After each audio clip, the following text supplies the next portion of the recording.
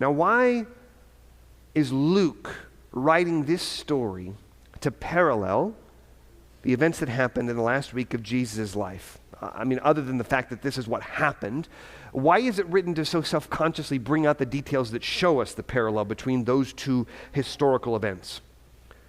One is that he wants to insist that salvation is in no one else, for there is no other name under heaven given among men by which we must be saved, because Jesus is the stone that God will use, even if and when it is rejected by the builders.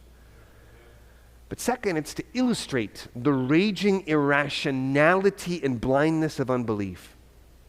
The disciples of Jesus will continue to be burned in the fire of opposition that Jesus first ignited, regardless of whether we would or not.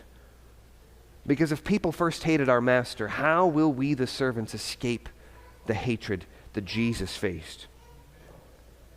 But in verses 19 through 22, we have a final reason. One is to encourage us that the enemies of God cannot ultimately prevail. And this is where we have cause, reason for boldness. And so we read about what Peter and John answered them.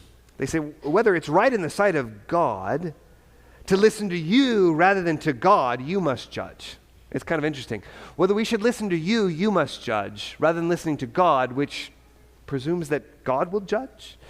And so there's a dilemma there. Are we going to listen to you and be judged by you, or are we going to listen to God because we know that we will one day be judged by God? And this is something that you need to think about as well.